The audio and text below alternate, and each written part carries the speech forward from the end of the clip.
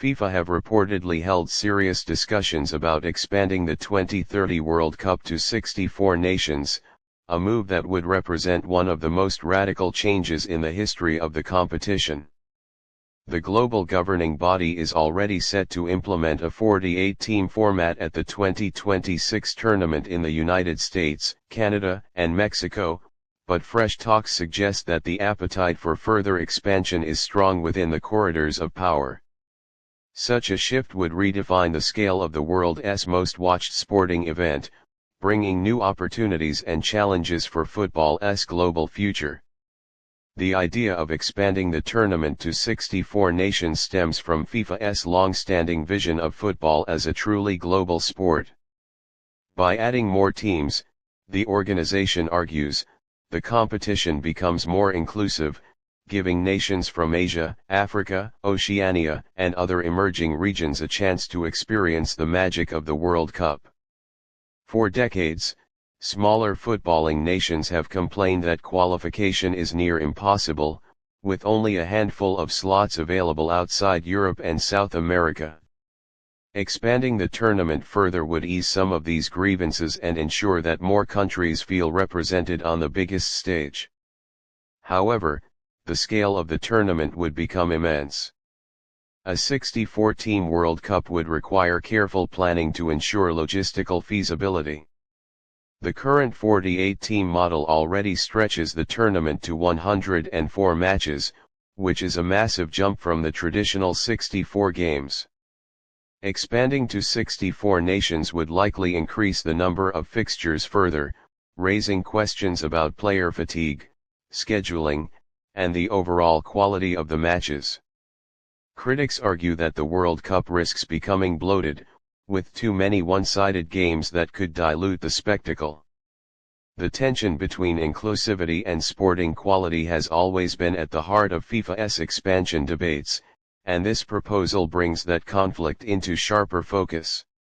One of the most pressing questions would be how to structure such a tournament. Under the 48-team format, FIFA has already had to devise new group stage systems, moving from groups of 4 to groups of 3 or larger configurations to fit in the fixtures. With 64 teams, the challenge would multiply. The most likely outcome would be 16 groups of 4 teams each, which would mirror the structure of the Champions League group stages. This would provide a more balanced format, but it would also mean expanding the tournament calendar significantly, potentially making it even longer than the current month-long spectacle.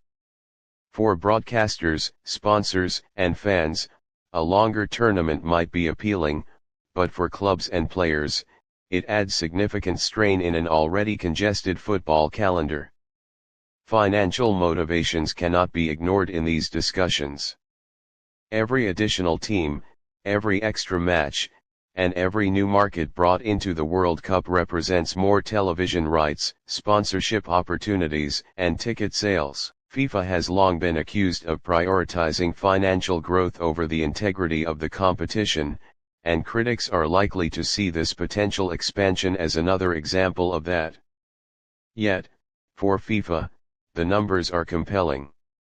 With a 64-team tournament, billions more in revenue could be generated, particularly from emerging football markets in Asia, Africa, and North America, where football continues to grow in popularity.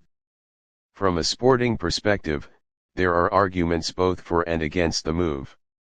On one hand, it would give nations that have never come close to qualifying the chance to test themselves on the global stage, potentially creating historic underdog stories. Football is full of examples where smaller nations have risen to the occasion. Think of Costa Rica's quarter-final run in 2014 or Morocco's semi-final heroics in 2022. Expanding the field could open the door for more such fairy tales, inspiring future generations of players across the world. On the other hand, the fear of heavily lopsided results looms large. In past tournaments, mismatches have occasionally led to scorelines of 6-0 or higher, and adding more teams from weaker footballing nations could increase the likelihood of these kinds of results, potentially damaging the tournament's reputation for competitiveness. The politics of the decision will also be complicated. The 2030 World Cup is already shaping up to be historic, with multiple nations involved in hosting across continents to mark the centenary of the competition. Adding 64 teams to the mix would put even greater strain on the organizers, demanding vast numbers of stadiums, training facilities, and accommodations.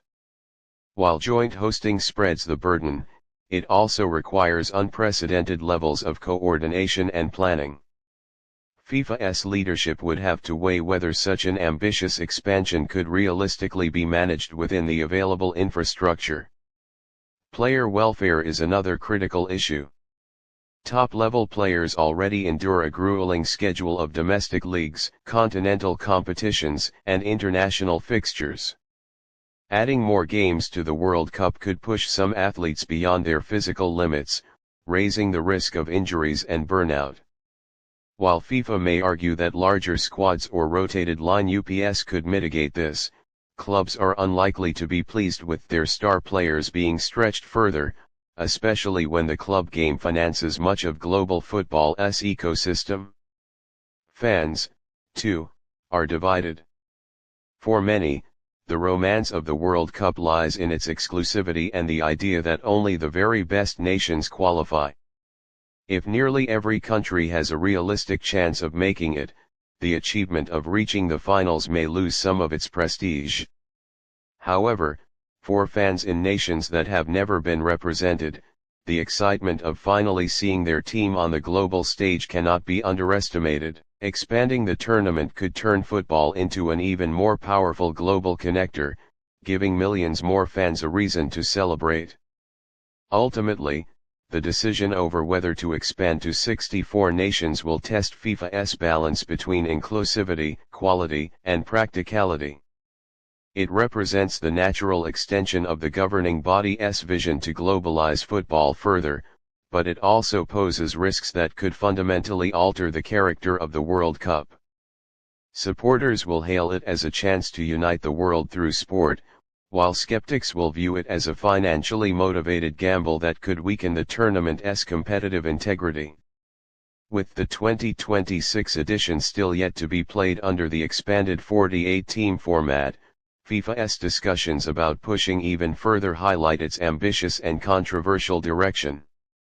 The coming years will be crucial in determining whether the World Cup of 2030 becomes a groundbreaking celebration of global football or an overstretched, over-commercialized spectacle.